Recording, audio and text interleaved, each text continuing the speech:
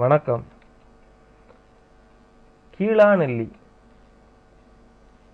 கீழாநெல்லி என்றாலே மஞ்சள் காமாலையை குணப்படுத்தும் மூலிகை என்பது பெரும்பாலானவர்களுக்கு தெரிந்திருக்கும்.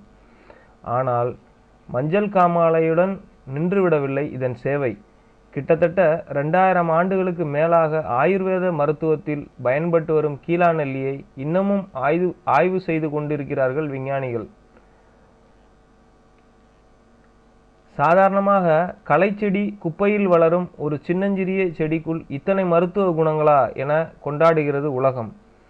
ஆனால் உள்ளூர் மாடு விலை போகாது என்பது போல அருகில் இருக்கும் அற்புதத்தை நாம் அவ்வளவாக கண்டுகொள்வதே இல்லை. இந்தியாவின் அனைத்து பகுதிகளிலும் வளரும் இந்த இலைகளின் அடிக்காம்பில் வரிசையாக காய்கள் காய்த்திருப்பதால் கீழ்காய் நெல்லி என அழைக்கப்பட்டது. பேச்சு வழக்கில் கீழாநெல்லி, கீழ்வாய் நெல்லி, கீட்கா நெல்லி என அழைக்கப்படும் கீழாநெல்லியின் மருத்துவ குணங்களை கேட்டால் மலைத்து போவீர்கள். கீழாநெல்லி கண் சம்பந்தமான நோய்கள், சர்க்கரை வியாதி, நாள்பட்ட புண் ஆகியவற்றை போக்கும் என்பதுதான் முதன்மையான கருத்து. கீழாநெல்லி இலையுடன் சிறிது மஞ்சளை சேர்த்து அரைத்து உடலில் தேய்த்து 15 நிமிடங்கள் ஊறவிட்டால் தோல் நோய்கள் குணமாகும். கீழாநெல்லியை செடியை நன்றாக அரைத்து சொறி சிரங்கு படைகளில் பற்று போட்டால் உடனே குணமாகும். கீழாநெல்லி செடியை நன்றாக மென்று பல் துலக்கி வந்தால் பல்வலி குணமாகும். மேலும் செடியை நன்றாக மென்று ஈறுகளில் சாறு நன்றாக படிய வைத்திருந்தால் ஈறு நோய்கள் குணமாகும். கீழாநெல்லி செடியுடன் கரிசலாங்கண்ணி இலையை சமளவு எடுத்து பால் விட்டு அரைத்து நெல்லிக்காய் அளவு பாலுடன் காலை மாலை இருவேளை உட்கொண்டு வந்தால் இரத்த சோகை, இரத்த குறைவு நோய் நீங்கும். கல்லீரல் தொடர்பான நோய்களும் குணமாகும். கல்லீரல் பிரச்சனைகளுக்கு லட்சங்களில் பணத்தை செலவழித்து பெரும் வைத்தியத்தை இலவசமாக தருகிறது கீழாநெல்லி. இன்றைக்கு மனிதர்களுக்குள்ள மற்றொரு பெரிய நோயான நீரிழிவு நோய்க்கு தீர்வு சொல்கிறது இந்த சிறிய செடி. இதை அரைத்து பாலுடன் கலந்து தொடர்ந்து உட்கொண்டு வந்தால் இரத்தத்தில் சர்க்கரை அளவு குறையும். இது மட்டுமா, குடல் புண், தொண்டை நோய்கள், வயிற்று பிரச்சனை, அதிக உஷ்ணம், கண் நோய்கள், மாதவிடாய் பிரச்சனைகள், பசியின்மை, தீராத அழுகிய புண்கள், வீக்கம் என எத்தனையோ பிரச்சனைகளை தீர்த்து வைக்கிறது கீழாநெல்லி. கீழாநெல்லி பொடி, நெல்லிக்காய் பொடி, கரிசலாங்கண்ணி பொடி ஆகிய மூன்றையும் சம அளவு எடுத்து தேனில் குழைத்து உண்டு வந்தால் அடிக்கடி வரும் சளித்தொல்லை குறையும். இரத்த சோகை மாறும். உடலில் நோய் எதிர்ப்பு சக்தி அதிகரிக்கும்.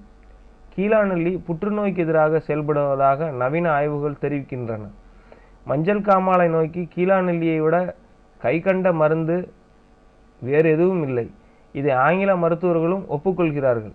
நவீன மருத்துவ வசதிகள் இல்லாத அந்த காலத்திலேயே கண்களில் உள்ள வெண்கரு மஞ்சளாக மாறுவதை வைத்து மஞ்சள் காமாலையை கண்டுபிடித்த முன்னோர்கள் கீழாநெல்லியும் ஆட்டுப்பாலையும் மட்டுமே கொண்டு அந்த காலத்தில் உயிர்கொல்லி நோயான மஞ்சள் காமாலையிலிருந்து காத்து கொண்டார்கள்.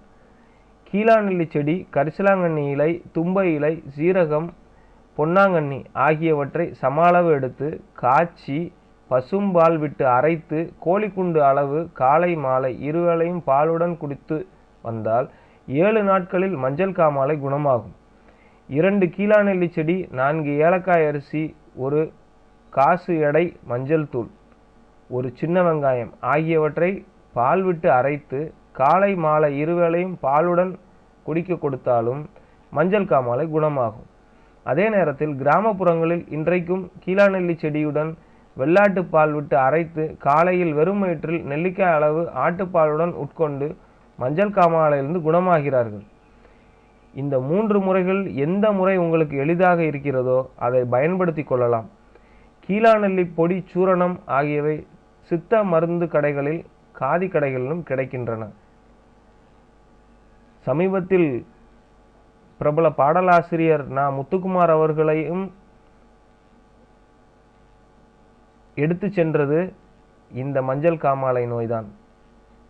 ஆகவே மனிதகுலம் நோயின்றி வாழ்வதற்காகவே நம் காலடியில் கிடக்கும் கீழாநெல்லிக்கு இனியாவது மரியாதை செய்வோம். அனைத்து வீடுகளிலும் வளர்ப்போம். நோயின்றி வாழ்வோம். நன்றி.